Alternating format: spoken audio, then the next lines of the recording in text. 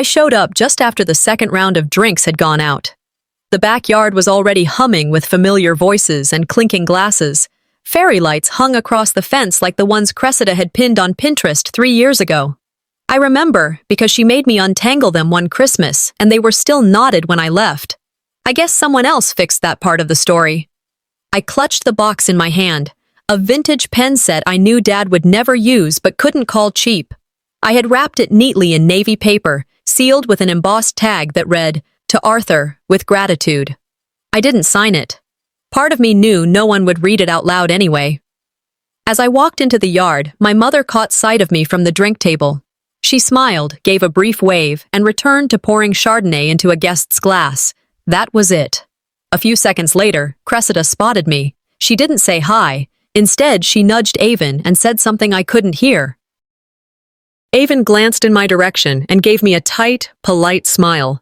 My sister's wife had always been the type to look like she knew something the rest of us didn't. Maybe that's why she fit into this family so well. I slid into the corner of the yard, next to the hydrangeas. From there, I could see it all. The catered table, the cluster of neighbors, the old friend of Dad's from the engineering firm. It felt less like a celebration and more like an exhibit. The Merricks, a Southern legacy. Then the toast began. A family friend, Larry something, stood up, raised his glass, and gave the usual, "To Arthur, who led with wisdom, integrity, and one hell of a meat smoker." Everyone laughed. Then Dad took the stage, holding a glass of his favorite bourbon. He cleared his throat, smiled in the way that told you he thought about every word before saying it. "Cressida," he said, "you've been the pillar of this family. Your sense, your planning, the way you hold us all together, you've always been the smart one." He paused, and people nodded, a few clapped, then he turned slightly toward my corner. "And Elowen," he continued, "our dreamer. Never quite the sharp one, but always sweet." A light wave of laughter rolled through the guests. The kind of laugh people make when they don't want to pick sides. I didn't laugh. I didn't flinch. I just looked down at my shoes and thought, there it is, the same sentence dressed in different clothes. I didn't know what hurt more, the fact that he said it, or the fact that no one looked surprised. A cousin I hadn't spoken to in years leaned in and whispered, "I thought you were in marketing or something." I smiled, lips closed. "Or something," I replied. My nails dug into the ribbon of the gift still in my hand. For a second, I thought about dropping it on the table and leaving. But instead, I took a breath and stayed. 15 minutes later, while standing by the dessert table, a woman I didn't recognize, probably a neighbor, approached me with a warm smile. She wore gold hoops and held a plate with 2 slices of carrot cake. "You're the one who bakes, right?" she asked. "Your mom said you're creative. These cupcakes were delicious." "I didn't make them," I said, still smiling. "Oh?" She blinked. I could have sworn she said. I shook my head gently. "No. I code algorithms for behavioral modeling. My company builds predictive tools for consumer psychology." She nodded slowly, clearly lost. "Ah, that sounds advanced. Anyway, lovely to meet you." She walked off. I stood there thinking about the time I built a prototype that predicted holiday shopping trends 6 months in advance, saving a retail client millions in ad spend. No one in this yard knew that. No one had asked. You can write code that predicts the economy, but if you can't frost a cupcake, you're just the cute one. That sentence played in my mind like a scratchy record. A server passed by offering sparkling water. I took one and sipped it slowly, letting the bubbles distract me. I watched as Arthur told another story about Cressida organizing the family reunion 3 years ago, how she made spreadsheets and ran the RSVP system. The guests nodded along, admiring her like she was a walking Martha Stewart feature. No one mentioned the time I secured our first investor, working 18-hour days in a shared workspace that smelled like burnt coffee and desperation. I glanced over at the gift table. My box was still there, unopened, half covered by a bouquet meant for Seraphine. Then I heard Mom say from across the yard, "She's always had a good heart. Elowen's never been about the spotlight." I clenched my jaw. Being invisible doesn't mean you lack ambition. Sometimes it just means no one gave you the mic. I walked toward the group slowly, as the family began lining up for a photo in front of a banner that read, "Cheers to Arthur, our foundation." Someone waved me over, but there was no space for me in the lineup. The photographer adjusted his lens, counted down, and the flash went off. I wasn't in the picture. And somehow, I knew. They made sure I wouldn't be. I didn't want to go, but I went. Sunday dinner had always been my mother's subtle trap, comfort food paired with carefully orchestrated conversations that somehow left me feeling less than whole. But I came, not because I needed to be seen, but because I needed to stop wondering what would happen if I didn't. When I stepped into the kitchen, the smell of rosemary chicken and baked potatoes hit me first. The table was already set, linen napkins folded just so, glass bowls full of salad she knew I didn't eat, and the almond tart I brought sitting on the sideboard with a label Seraphine had written in her perfect cursive, Elowen's signature dessert. I didn't remember calling it that. Cressida greeted me with her usual upward nod, eyes barely lifting from her phone. Avon stood next to her, talking softly to Uncle Graham about some upcoming charity event. No one really paused to say, "Hi, Elle." They just let me slide in like I was another dish on the table. Dinner started with Arthur's usual monologue, how the neighborhood was going downhill, how no one respected hard work anymore, and how local leadership had no idea what accountability meant. Then he turned the spotlight, as he always did, to Cressida. You know, when the bank needed refinancing options, Cressida handled it like a pro, he said, lifting his glass. Not everyone can balance a budget and still bake. Polite chuckles circled the table. My fork paused midair, and I looked at the tart. The room didn't notice. Cressida offered a humble shrug and said, "Dad exaggerates." "He doesn't," Seraphine chimed in.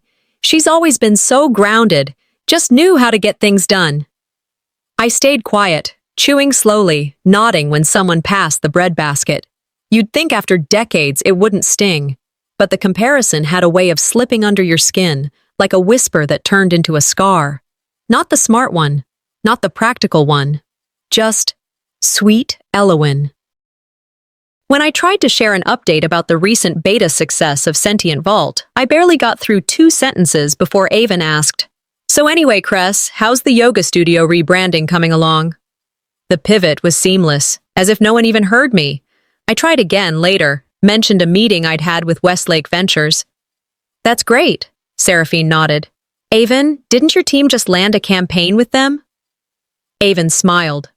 "We did. It's for their health division, though. Probably different arms." The phrase "different arms" looped in my head as I watched the conversation steer elsewhere. I counted 7 times that night when my comments were ignored or redirected. Not exaggerated. 7.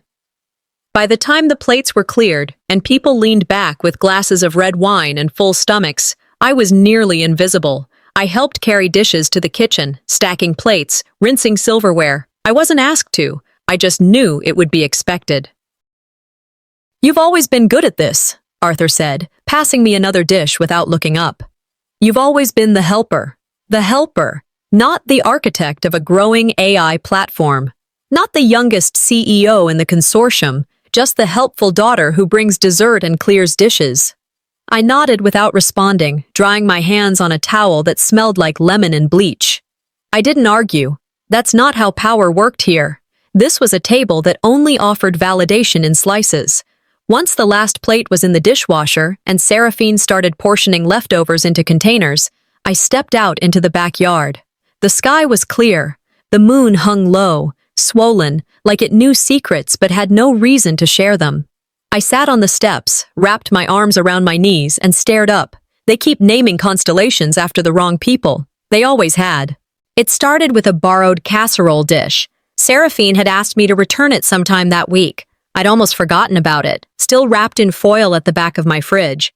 But something tugged at me, a quiet insistence that maybe I should go. Maybe I wanted to see if things felt different now that I'd shown up twice in 1 week without starting a war. So I drove over on a Thursday afternoon. The weather had turned unusually warm for March. A few tulips were already pushing through her front flower beds, those same ones she used to yell at me for stepping on when I was a kid. I rang the doorbell, even though I knew I didn't need to. The door was unlocked, as always. No one answered, so I let myself in. The house was unusually quiet. Seraphine was probably at the salon or grocery store. I stepped inside and placed the dish on the kitchen counter, next to a basket of oranges and a catalog of summer patio furniture. And that's when I saw it. The living room had been completely redone. What used to be a collection of neutral family portraits and cross-stitch quotes was now a full legacy wall of sorts, a curated shrine. Frames lined the space from end to end. Arthur's awards, Cressida's engagement photos, a newspaper clipping with Avon's marketing team featured in a local business journal. Centered in the middle was a framed invitation from Cressida's wedding, matted in ivory and gold, like it had come from a museum archive. I scanned the entire display twice. My face didn't appear once, not even a grade school picture, not the photo from my brief stint as a youth ambassador, not the Christmas card from the year I came home early from college to help Seraphine prep for dinner. Nothing. For a moment, I told myself maybe it wasn't done yet, maybe this was temporary, but the paint had dried, the hooks were firm. These weren't placeholders, they were decisions. I moved slowly through the room, fingers brushing the edge of a bookshelf. When I reached the cabinet in the hallway, I opened it on impulse. That drawer, the one Seraphine used to toss miscellaneous stuff, still creaked the same way. I rummaged beneath old envelopes and church bulletins and pulled out a dusty silver frame. It was the photo from my high school graduation. I was 17, in a robe too long, holding my diploma like it weighed more than it should have. The picture was cracked down one side. I flipped it over. No note, no date. I remembered that day vividly, not because of my family, but because Mr. Klein, my computer science teacher, had driven 2 hours just to watch me walk. He'd brought flowers. My dad had forgotten his camera. Seraphine said traffic was bad. Cressida never showed. That photo was now face down beside a wrinkled picture of our golden retriever. "You don't need to delete someone to erase them," I muttered. "Just stop bringing them up." I stood there for another minute. No tears, just clarity. This wasn't oversight. It was editing. They had written me out of the family story like a typo in a press release. Before leaving, I pulled out a stack of Sentient Vault brochures from my tote bag. They were clean, minimal. One page describing our AI ethics initiative, our impact work, our vision for tech with conscience. I placed 5 neatly on the counter, right next to the oranges. It wasn't petty. It was presence. On my way out, I realized I'd left my sunglasses in the car. I stepped back inside and stopped at the kitchen for a glass of water. That's when I saw the brochures. All 5 had been tossed, buried under a napkin, its corners smudged with lipstick. My name, my work, tossed like a takeaway menu no one read. I didn't ask. I didn't dig them out. But when Seraphine walked in a few seconds later, she glanced at the trash, then at me. "The kitchen gets so cluttered sometimes," she said, almost casually, like she didn't mean anything by it. I gave her a faint smile and nodded. "Of course, it does." She started unloading groceries. I said I had to run. I didn't hug her. She didn't notice. Back in the car, I sat for a moment with the engine off. I looked at the house, the neatly manicured lawn, the shutters Arthur insisted on repainting every 2 years, the wind chimes from Cressida's honeymoon in Charleston. It was all so curated, so perfectly incomplete. They had framed everything but the truth. I started the car, pulled away from the curb, and didn't look back. When Seraphine called to reconnect over dinner, I knew it wasn't spontaneous. My mother didn't do spontaneous. She orchestrated, timed, arranged. Still, I agreed. Part of me wanted to believe something might shift if I kept showing up. Maybe consistency would earn a different kind of place at the table. We met at a place downtown that Avon and Cressida liked. Modern lighting, exposed brick, overpriced cocktails with names that read like punchlines. I arrived first. The hostess guided me to a corner booth, too plush for comfort. I ordered a sparkling water and checked my phone. 5 minutes passed, then 10. When they finally arrived, Cressida kissed the air near my cheek, Avon gave a half hug, and Seraphine smiled like she was trying to keep peace between politicians. Arthur hadn't come. "Too tired," she said, waving it off. I didn't ask questions. As the waiter poured wine and handed out menus, the tone settled into something familiar. Cressida spoke with effortless control, updating us on her latest projects. Community engagement, donor dinners, elevating women in leadership. Avon chimed in about pharmaceutical launches and a panel she was moderating soon. I listened, nodded when expected, and kept my water glass full. Then I saw the opening. I've been refining the data modeling for predictive behavior across medical interfaces, I said. It's scalable and already improving targeted delivery outcomes. I still think it'd be a great fit for Clerix's mid-market campaigns. Avon's smile froze, just for a second. She adjusted her napkin. I remember your pitch, but at the time, we really needed to go with vendors who were, more established. She didn't look at me as she said it. Her words didn't need volume. They had precision, a clean cut. I didn't flinch. I just lifted my glass, took a sip, and gave a small nod. Of course. Grown-ups, right? Real vendors. Not the girl who plays with code. Got it. Silence draped over the table for a heartbeat too long. Then Seraphine chuckled awkwardly. It's good that we're all doing our part, in our own ways. Avon changed the subject. I let her. We talked about Seraphine's book club and Cressida's new kitchen counters. I said little. My thoughts moved faster than my words. I remembered standing in front of Avon 2 years ago with a full deck, graphs, proofs, and passion, and watching her smile like I was presenting a school project. I watched her now, expertly spinning a conversation about brand equity, while knowing my models were quietly powering the algorithms of the same companies she represented. When the check arrived, Seraphine reached for it with graceful insistence. "Let me treat you girls tonight," she said. Then she turned to me with a pleasant smile. "And thank you again for your part in Dad's gift. He loved that journal." My hand tightened around my napkin. "Of course," I said softly. Cressida raised her eyebrows and added, "I thought it was lovely to put my name on the card. It keeps things simple." I stared at her for a beat, remembering the time I spent sourcing that exact leather, the engraving, the wrapping, the cost. My name was never on that card. But that wasn't the point. It never was. No one looked at me again after that. They talked about dessert. Outside, the air had cooled. I walked slowly toward my car, keys already in hand.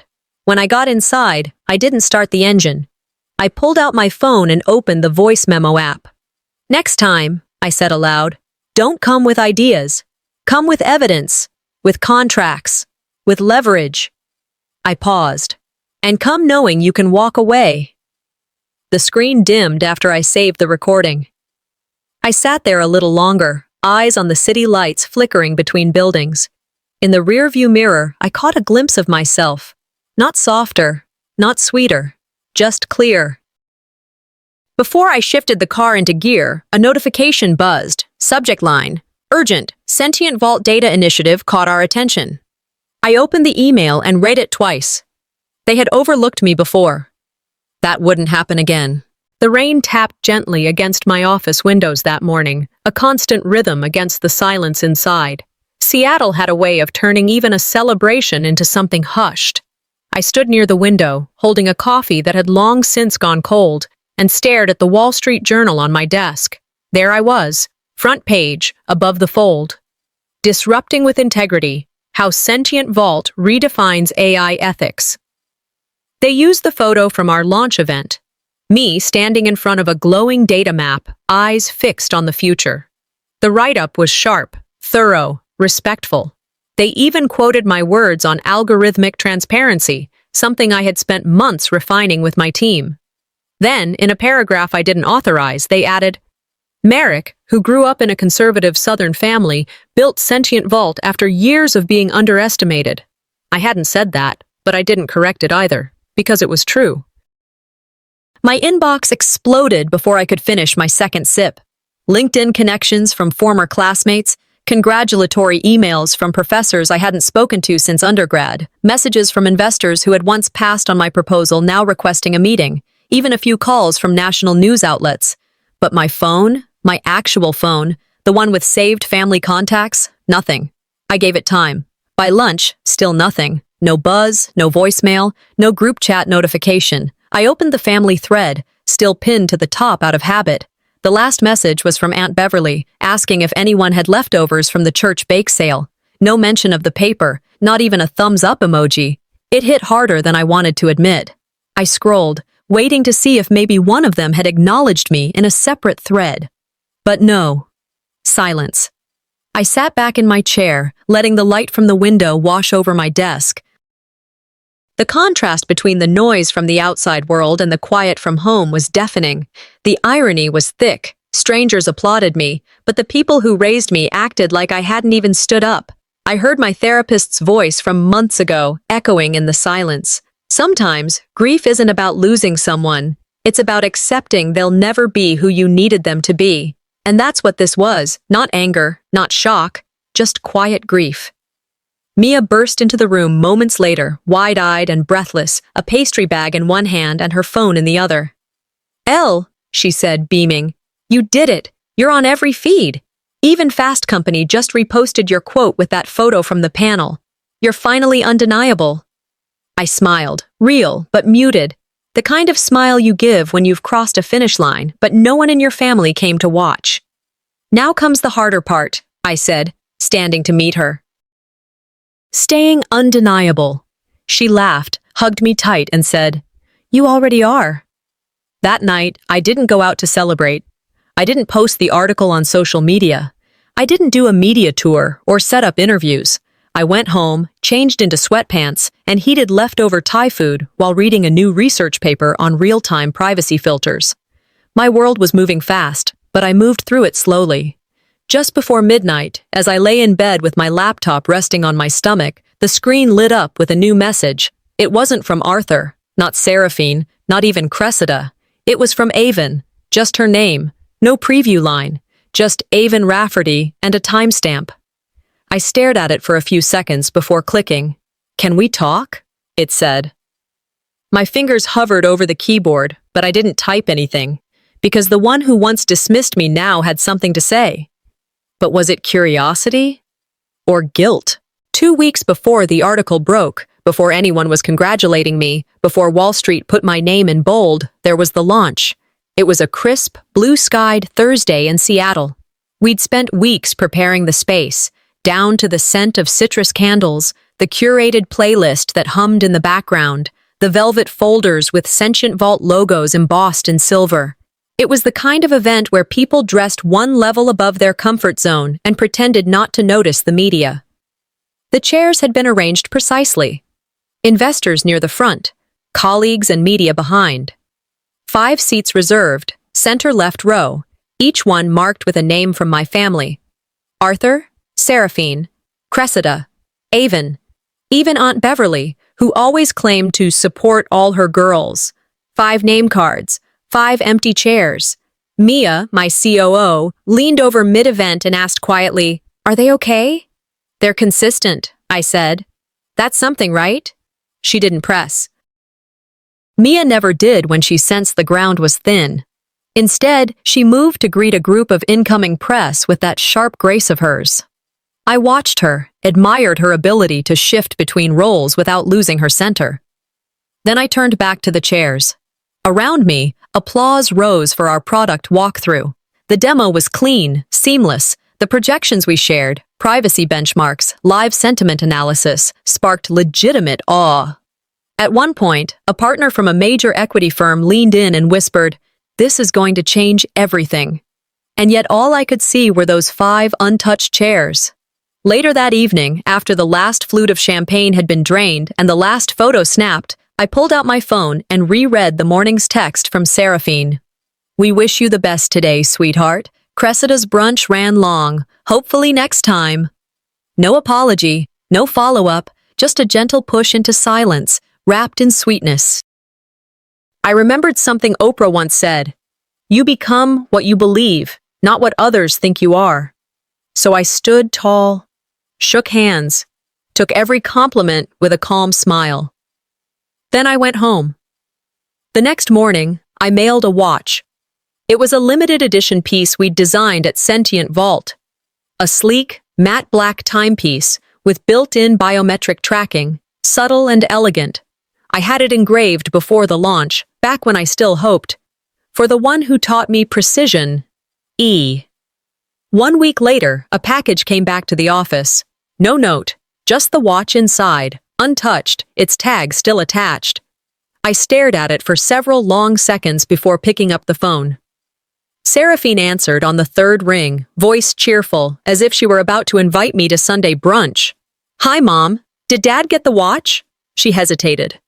"Oh, yes, he did.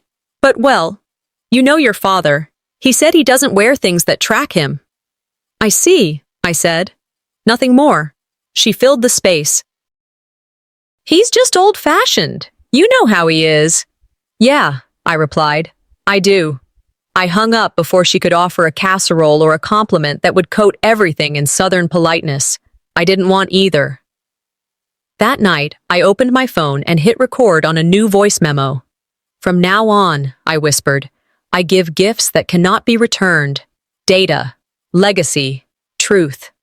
I paused, let the silence breathe. No more building bridges to places that burn them behind me. No more waiting for applause from people who don't clap. I saved the file, closed my eyes, and felt something shift. It wasn't anger. It was something sturdier. The kind of clarity that doesn't need an audience. The next morning, just after I finished my first cup of coffee, my phone buzzed. It was a text. "Avon Rafferty. Can we talk? I may have made a mistake."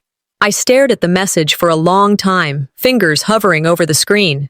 They wouldn't wear my name on their wrist. But they'd damn sure see it on the front page. I didn't open Avon's message right away. I let it sit. Just her name glowing in my notifications as I made tea, as I brushed my teeth, as I settled onto the couch with a book I didn't read. But by midnight, I gave in. "The local news outlet wants a quote," her message read. "They reached out to your mom, but Cressida responded instead. She didn't mention your name." My throat didn't close up. My eyes didn't sting. I just sat there, still, the weight of it settling in like wet wool. It wasn't the surprise, it was the precision. Cressida didn't slip. She edited, deliberately. I clicked through the link Avon sent and pulled up the article. It was polished, glowing even, titled, "Family Values and Female Leadership, a Southern Legacy." My stomach turned before I read the first line. There she was, Cressida, standing in front of a new community center plaque with a caption about philanthropy rooted in legacy. The building had been funded, in large part, through a donation facilitated by a grant program I had developed and coded myself. Quietly, without fanfare. The article named her as a visionary in civic impact. It called Avon a strategic partner in shaping public health narratives. I wasn't mentioned, not once. I stared at the screen, rereading every line, each word feeling like static in my skull. That center, that plaque, those were real-world extensions of Sentient Vault's ethics model, the same model I built on nights they spent planning fundraiser menus and Pinterest boards, the same model they had mocked as too conceptual. Now it was their crown jewel, and mine was silence. I didn't call, I didn't reply to Avon. I just sat there, computer glowing against my living room window as the Seattle skyline twinkled beyond it. Then, another message. Avon again. "I also saw your award," it said. "The Ethical AI Consortium plaque? It's in a drawer in your mom's hallway cabinet, under the apron pile." I froze. I had that award shipped to the house months ago while I was in Singapore speaking at a tech summit. Seraphine had offered to receive it. I assumed it had been misplaced. Or maybe I'd even imagined it had arrived. But it had. And they had buried it. No shelf. No photo. No, "We're proud of you." Just linen, dust, and deliberate forgetting. A line from a podcast returned to me. In toxic families, the greatest threat isn't your failure, it's your success. They weren't just ignoring me, they were erasing me. I opened a new browser tab, searched for the journalist who had reached out last week. I found the email, opened a draft, and wrote with a steadiness I hadn't known I possessed. Subject: Correction, I am the founder of Sentient Vault. I attached documentation, dated proposal drafts, grant approvals, press screenshots, the back-end code signature with my initials. No accusations, no emotion, just evidence. I hit send. Then I sat back in the dark of my apartment, feet tucked under me, mug cooling on the table. I didn't shake. I didn't whisper affirmations. I didn't need to. They may own the dinner table, but I own the data. The banner stretched across the fence read, "Celebrating Strong Southern Women," with Cressida's face printed just beneath the font, smiling as if she had rewritten the family story herself. The whole thing looked like a magazine spread, curated, posed, filtered. Arthur manned the grill with a bourbon in hand. Seraphine was fussing with hydrangeas she'd clearly arranged an hour too early, wilting already in the sun. Avon stood under the shade of the pergola, half invisible, half watching me as I stepped into the yard. I wore a cream pantsuit, not to impress anyone, but to make sure they couldn't pretend I'd come to blend in. I didn't hug anyone. I nodded. Just once. That was enough. "Look who made it," Arthur muttered as he flipped a steak. "Didn't think you'd show for this one." I smiled, but didn't reply, because it wasn't about showing up anymore. It was about showing them they no longer got to expect anything from me. The music was low and the drinks were flowing, but when Avon finally walked over to me, her words came sharper than I expected. "I think I saw your face on a Forbes banner at the airport." It wasn't a question, it was a confession, and I gave her an answer I hadn't rehearsed. Yes, the same face you once said wasn't ready for serious work. And yet, here we are. The sentence hung mid-air. Crisp. Clean. Irrefutable. The conversation around us dipped, as though the party had blinked at the sound of a truth that couldn't be unsaid. Avon looked down, her hands gripping the stem of her glass too tightly. Across the yard, Cressida's laugh bubbled up. Loud. Nervous. "Let's not turn this into a tech talk, Elle," she called out, like we were at a high school reunion and she needed to steer attention back to herself. I turned to Avon and spoke softly, but loud enough. "Just so you know, Clerix Biomed has been running on Sentient Vault's backend for 3 months now. You didn't sign the partnership directly, but your vendors did." I pulled out my phone and tapped the screen. Avon glanced down. The access logs were clear. Her logo. My software. Arthur chimed in from the grill, chuckling. "You built something that complex? Without a degree?" I didn't turn toward him. "No," I said. "I built it with years of being underestimated. That's a kind of education, too." That stopped him. Slowly, the dynamic shifted. Relatives who usually hovered near Cressida now gravitated toward me. One of Dad's golf buddies leaned over and said, "You didn't tell me your youngest was that Merrick. Impressive." I didn't smile. I didn't nod.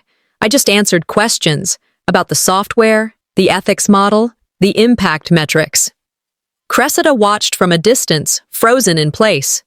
Avon still hadn't moved. Later, after the cake had been cut and Arthur was basking in compliments for his grilled ribs, I pulled a folder from my bag. It was a custom-made leather presentation case with one document inside, a signed investor offer valuing Sentient Vault at $92 million. I walked up to Arthur, handed it to him without ceremony. He opened it, read the top line, then blinked. "What is this?" I looked him dead in the eye. "Something real to brag about next time." I walked away before he could answer, because the price of silence had been paid in full. Now it was their turn to do the math. Morning sunlight filtered through the oversized windows of my hotel suite, landing on the untouched croissant on the room service tray. I stood barefoot on the carpet, phone in hand, reading through the avalanche of emails pouring in like confetti after a championship. Media outlets, venture firms, professors I hadn't spoken to in a decade. Even that one guy from undergrad who told me AI was a trend. All of them had something to say now. But not my family. No missed calls, no texts. The family group chat still had the same message from Aunt Beverly about selling lawn chairs at the church rummage sale. I didn't expect a parade. But silence had its own volume, sharper than shouting, colder than distance.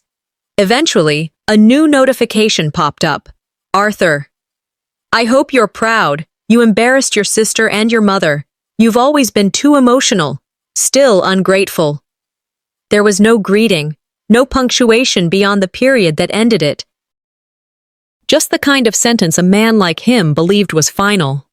I stared at it until my eyes blurred. I didn't cry. I didn't rage. I just held the phone in my hand like it had confirmed something I already knew deep down.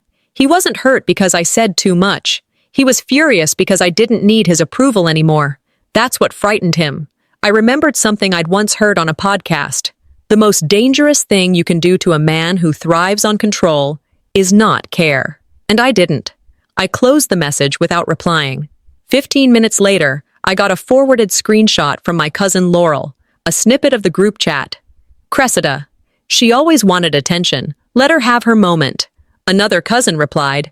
No one expected her to actually pull it off. Seraphine had reacted with a single sad face emoji. That emoji did more damage than the words. It was the kind of response you send when you want to be seen as neutral, but can't quite bring yourself to defend someone. And just like that, I felt the full weight of the truth settle over me. Even now, even after all this, I wasn't theirs. Not really. I didn't scream. I didn't rant. I grabbed my coat, walked out of the hotel, and headed for the park down the street. It was a crisp, cloudless day. Birds were chirping. A kid chased his dog through a patch of dandelions. The world spun on. I found a bench beneath a tree just beginning to blossom. It was quiet except for the occasional laugh from nearby joggers or the squeak of strollers over gravel. I sat there, hands in my lap, staring out at nothing. My greatest accomplishment had made headlines, but it had also made something else clear. I never really belonged in that family. And maybe, just maybe, I wasn't supposed to. You don't grieve the house that never had a place for you, I whispered aloud, watching the wind flick through the leaves. You build your own. For the first time in a long time, I meant it. I sat there for another 20 minutes, breathing in the stillness, letting it settle in my bones like a kind of permission I'd been waiting for. When I stood up to leave, my phone buzzed in my coat pocket. It was a calendar reminder. Sentient Vault Headquarters Ribbon-Cutting Ceremony. 3 days. I let the notification linger on the screen. They may have silenced me for years, but in 72 hours, they'd be walking through doors I built with bare hands and unacknowledged brilliance.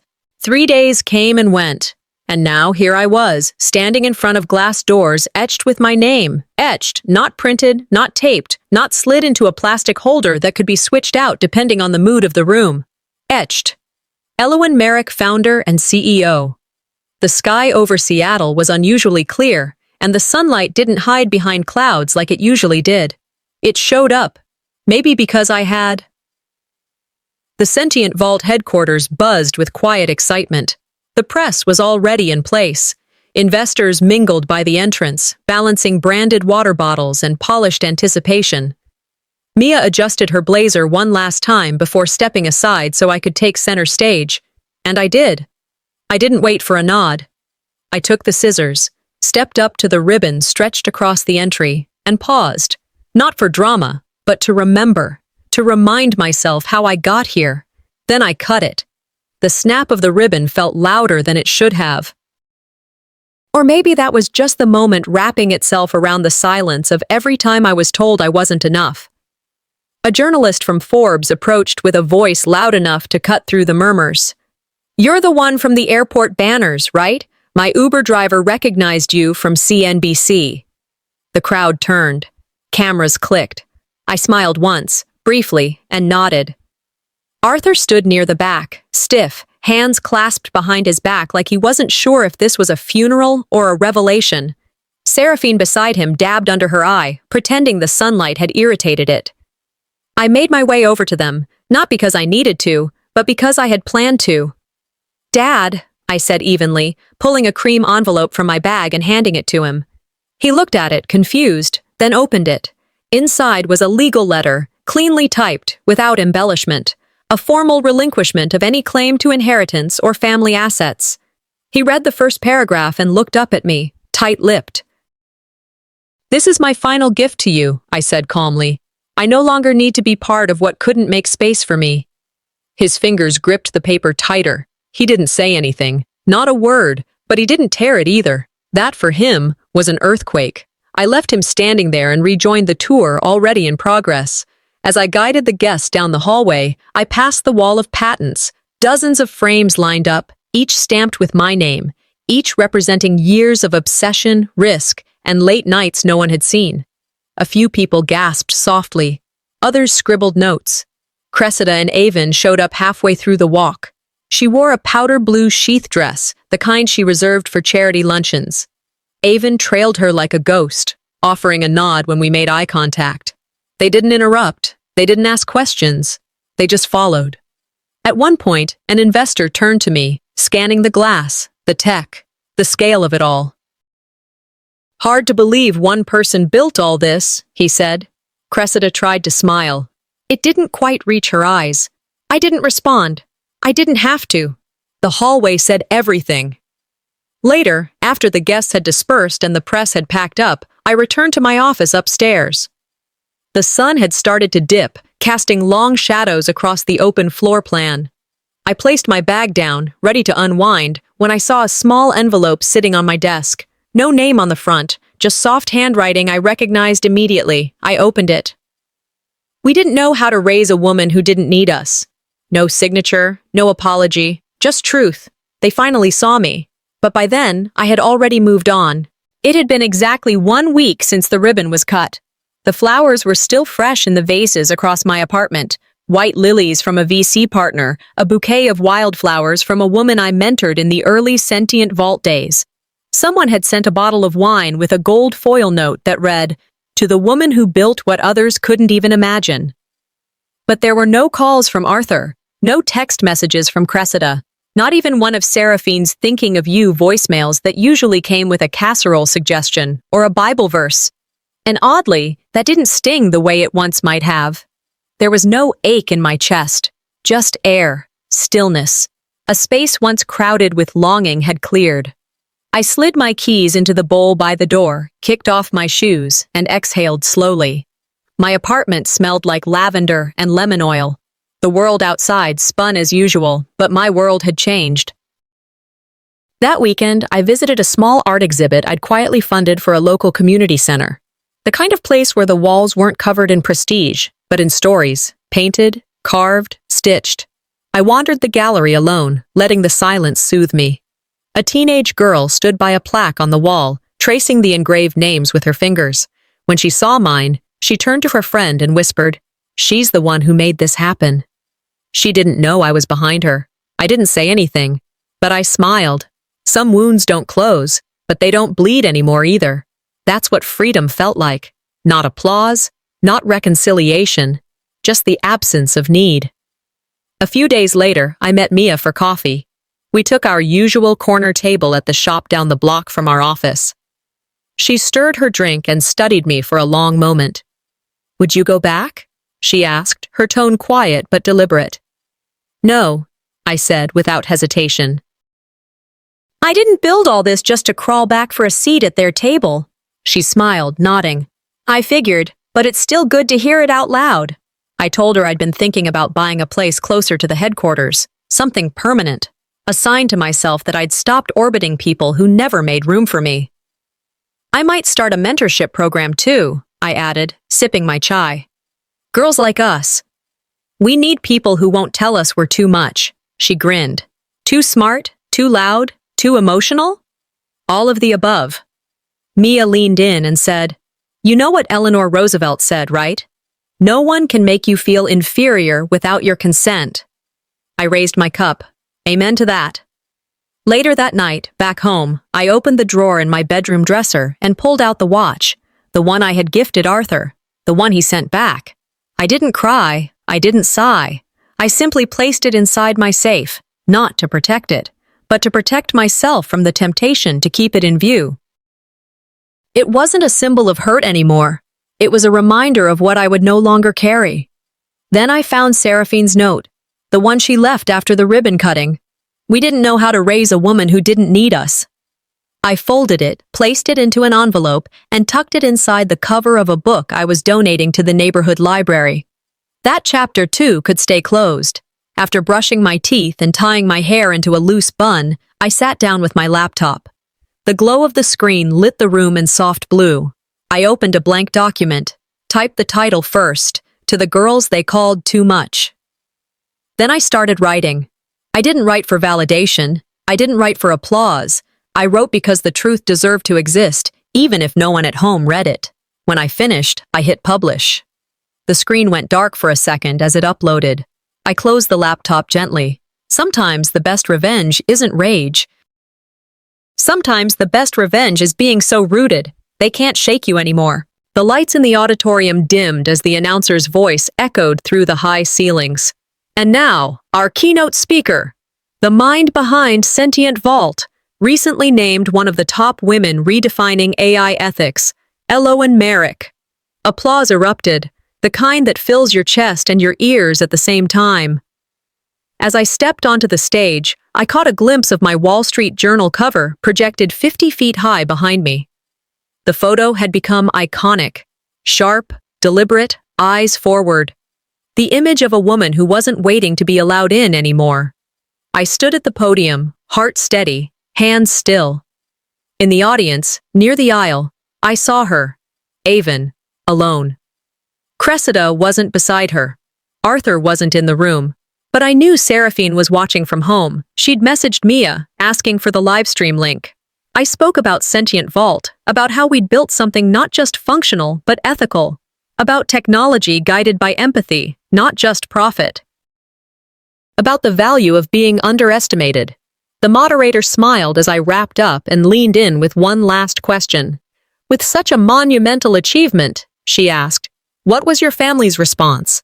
I paused. I didn't need to think. I already knew the answer. They said I was never the smart one, I said with a soft smile. But it turns out, building something from nothing takes a different kind of intelligence. Laughter mixed with applause, not the kind born of pity or shock or pity disguised as shock. It was acknowledgement, weighty, earned. I closed the moment with a line I'd saved for 6 months. You may not control all the events that happen to you, I said, channeling Maya Angelou, but you can decide not to be reduced by them. The ovation this time was thunderous. Afterward, I moved through the hall quietly, nodding, shaking hands, answering questions with clarity but conserving energy. I wasn't here to impress anymore. I was simply here. Backstage, I met with a representative from Colombia, a woman in her 50s with silver-streaked hair and a firm handshake. We signed the papers quickly. The Smart One initiative was now official, a scholarship for girls who had been told they were too emotional, too dramatic, too unfocused. The press picked it up before I even got back to my hotel. It went viral within hours. An old colleague of Arthur's forwarded the article to him with one line, "Your daughter just changed the game." I imagined him reading it in his study, sitting in that brown leather chair he refused to part with. I imagined him silent, the weight of those words landing with no room for rebuttal. 2 days later, my phone rang. "Hello?" I said, already knowing the voice on the other end. "I never thought you'd become this," Arthur said. No preamble, just a truth he hadn't rehearsed. "That's because you never looked past your idea of who I was," I replied. There was a pause. Then the familiar shuffle of hesitation. He began. But I didn't let him finish. "I didn't do this for you," I said gently. "That's why it worked." He didn't call again. The following week, I visited my old high school. I stood in front of a classroom filled with girls who still weren't sure how loud they were allowed to be. I told them about silence, about resilience, about turning wounds into algorithms. And then I drove home. On the way back, I passed a billboard just outside the city, white background, minimal text. Sentient Vault. Trust, built on truth. I slowed the car, just for a second. They called me useless. I built something useful,